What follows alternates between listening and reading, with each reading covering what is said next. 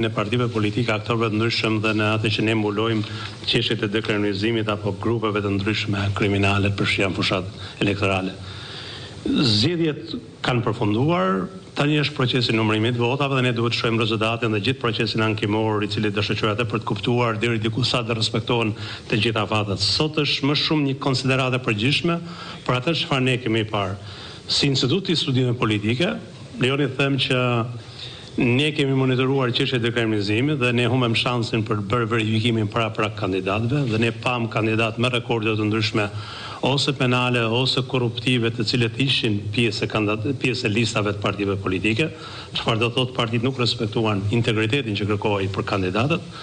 Po ashtu kemi parë përfshirjet e grupeve të ndryshme informale në gjithë fushatën elektorale në procesin elektoral,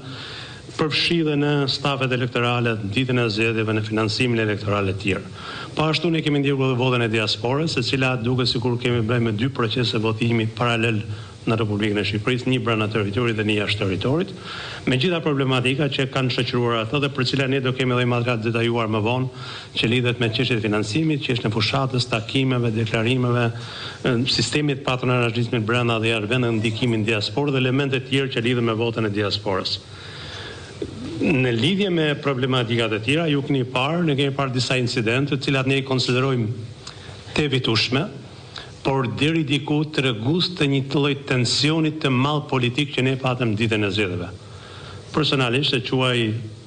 një shans të humbur të Shqipërisë që 35 vite në tranzicion të mos arrijë të krijojë standarde normale të zgjedhjeve të një vendi demokratik që supozohet të shkojë drejt Bashkimit Evropian. Dhe kur ne mendojmë që drejta e votës dhe ushtrimi i votës është gjëja më e thjeshtë për të bërë në kushtet e Shqipërisë, ne pam gjithë atë investim të KQZ-s, të buxhetit të shtetit, harxhime të mëdha financiare për të siguruar një infrastrukturë zgjedhore, një numër të madh komisionerësh dhe monitorueshës nga KQZ-ja dhe nga struktura përkatëse, pajisje elektronike, reklam, sensibilizim, gjithçka tjetër, dhe nga ana tjetër pam një sistem nga partive politike i cili deri diku në vend që ta ndihmonte integritetin e zgjedhjeve gati krijoi struktura paralele dhe kjo solli edhe incidente, edhe keqkuptime dhe ndërhyrje të individëve pa autorizuar dhe pastaj një sër çështje për cilat janë edhe ndek pjesë deklaratave për cilat do flasë edhe kolegët Skendaj më në mënyrë detajuar. Këto janë konsiderata të përgjithshme, por në termat fjalia përmblyese ime është në termat përgjithshme është një ditë e parë për Shqipërinë. Në zgjedhjet e djeshme ishte një ditë e parë për Shqipërinë kur praktikisht Shqipëria meritonte kuadrët e negociata Bashkimit Evropian meritonte një maturi dhe tregues tjetër, meritonte një reflektim nga gabimet e kaluara, gjë që nuk e pam. Po pam përsëritje gati të elementeve të zgjedhjeve të kaluara. Fjala është për kolegën Skendaj, e cila është edhe po themi organizata kryesore që kam letëruar dhe me provoj më gjatë në çështjet monitorimit konkret të legislacionit zgjedhor dhe ditës së votimit dhe procedurës së votimit. Skendaj fjalë për. Përshëndetje gjithëve, faleminderit shumë që keni ardhur. Me një ekip prej gati 60 vëzhguesish, Komiteti Helsinki, Instituti për Studime Politike dhe Qendresa Qytetare kanë monitoruar procesin e votimit dhe ndërkohë vijon monitorimi i procesit numërimit. Unë do doja ta nisja me një falënderim të sinqert për të gjithë punën e palodhur për kushtimin dhe raportimin në kohë reale të gjithë vëzhguesve të organizatave tona, të cilët përgjatë 15 orëve nga momenti që ka filluar procesi i votimit dhe deri në momentin e dorëzimit të materialeve zgjedhore në vendet e numërimit të votave, me shumë përkushtim, pavarësi dhe panshmëri, kanë bërë raportim shumë serioz për të gjitha gjetjet dhe konkluzionet që ne do të pasqyrojmë në këtë konferencë. Përkatësisht, monitorimi është thirrur në 163 qendra votimi në 17 bashki të vendit, në 3 qendra votimi të posaçme në institucionet e ekzekutimit vendimeve penale dhe në 36 vende të numërimit të votave.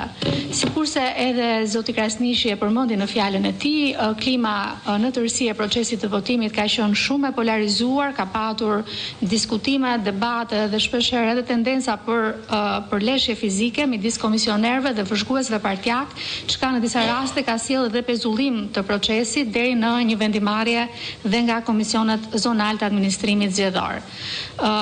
Këto raste më së shumti janë shënjuar në bashkitë Lushnjë, në Tiranë, afër shkollës Petronini, në Pogrades, në Vor, por dhe në bashki të tjera. Duke patur parasysh kontestimet e aktorëve politik për angazhimin e strukturave të policisë së shtetit, ne vlerësojmë se prokuroria duhet të merrte një rol proaktiv në drejtimin e procesit të verifikimit dhe nëse ishte nevojshme të fillonte menjëherë hetimin. E themi këtë se përveç task force-s ngritur nga SPAK, në çdo prokurori të jurisdiksionit përgjithshëm janë ngritur njësi të posaçme me përfaqësues nga vetë organi prokurorisë jurisdiksionit përgjithshëm, nga SPAK, oficerë policisë gjyqësore nga këto prokurori dhe oficerë të policisë gjyqësore të policisë së shtetit. Gjithashtu, të gjitha rastet për gjithë personat e përfshirë në vlerësimin ton, pavarësisht nga statusi politik, duhet të ketë hetime dhe vendimare ligjore objektive, të pavarura që garantojnë barazi pa asnjë dallim përpara ligjit. Është shumë e rëndësishme të theksojmë që bazuar dhe në studimet që ne kemi bërë hetimit të krimit zgjedhor në Shqipëri, materialet që merren apo provat që merren në momentin e parë kur ka një denoncim për krim zgjedhor janë shumë të rëndësishme që ato të mos manipulohen, deformohen apo dhe të ketë fshirje të tyre. Dhe për këtë drejtim ne mendojmë dhe vijojmë përsërisim rekomandimin ton që prokuroria duhet merrte rol proaktiv në hetimin e këtyre rasteve. Të dhënat e publikuara nga Komisioni Qendror i Zgjedhjeve tregojnë për një pjesëmarrje rreth 42% nga votues brenda vendit, çka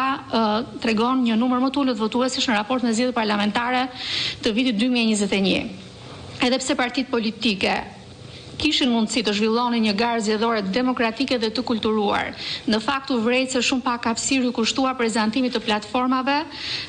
dhe risive të tyre për zgjedhësit. Kjo fushat si në median audiovizive, por edhe ato sociale u karakterizua nga një gjuhë ashpër e denigruese me element edhe të bullizmit midis liderave partijak dhe kandidatëve garues. Përjedhojnë e vlerësojmë se fushata ndikojnë në përkeqësimin e klimës së mosbesimit dhe drejta kushtetuese e votës. Vëzhguesit kanë raportuar raste konkrete të problemeve sistemike të procesit zgjedhor, të përsëritura edhe në zgjedhjet e kaluara gjatë procedurave të votimit, sikurse janë disa raste të votimit familjar apo mos respektimit të procedurave për dhënien e ndihmës nga zgjedhësit që nuk mund të votonin dot vetë për shkak të aftësisë kufizuar.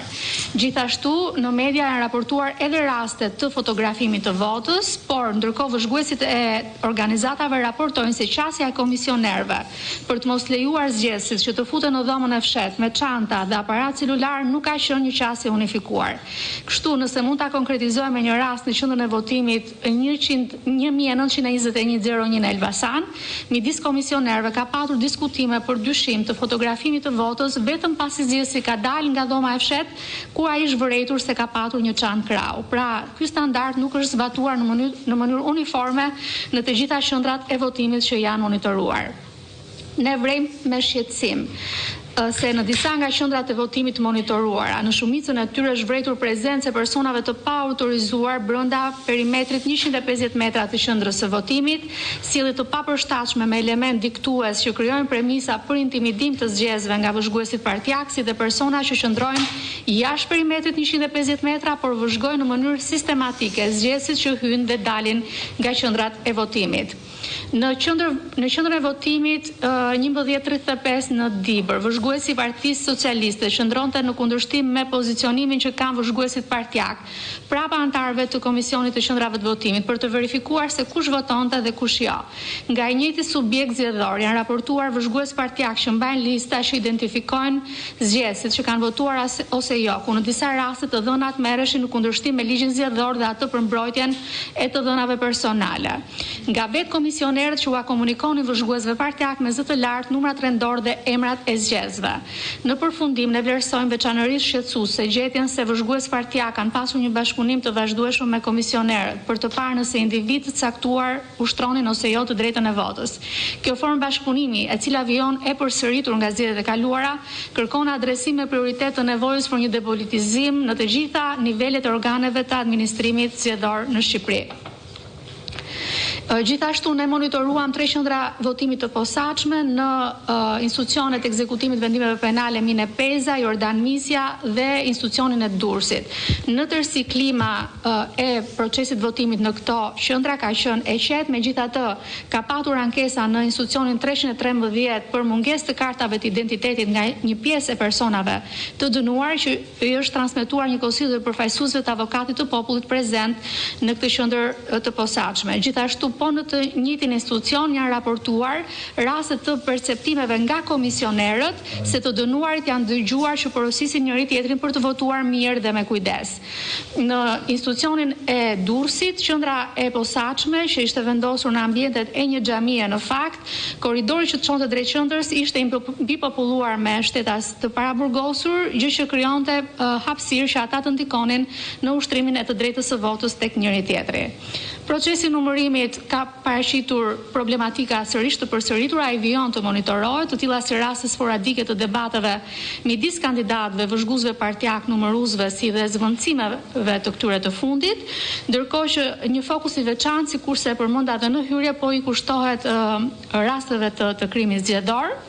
ku nuk kanë munguar, ashtu si në të kaluarën, denoncimet për shitblerjen e votës, orët e vona të natës në bashkitë Dibër e Mirdit. Angazhimi solemn i kryetarëve të partive sipas kodit zgjedhor mbetet formal dhe shitblerja e votave mbetet një fenomen i cili nuk dënohet në mënyrë serioze dhe publikisht prej tyre. Pavarësisht se ne përshëndesim si zhvillim shumë pozitiv ngritjen e task forces nga SPAK, krijimin e portalit denoncimeve nga SPAK, si dhe vënien në funksion të një numri të gjelbër për të telefonuar falas lidhur me krimet zgjedhore ditën e zgjedhjeve,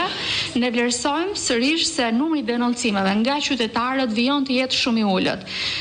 Gjithashtu vlerësojmë se nisur nga rrethanat që pengojnë shumë qytetarë të denoncojnë, si frika nga hakmarrja apo viktimizimi, proaktiviteti i organit të prokurorisë në nisjen me iniciativë të rasteve duhet të ishte më i lartë, duke patur parasysh edhe komunikimet e mëparshme të strukturave që kishte një monitorim sistematik dhe periodik të fushatës zgjedhore në terren. Në tërësi, ne cilësojmë zhvillim pozitiv nga pikpamja statistikore që kemi një trend rritës të materialeve kallëzuese në të dyja prokurorit, edhe pse mungojnë të dhënat e unifikuara lidhur me rastet që edhe mund të transferohen dhe përjedhoj mund të ketë firo në statistika.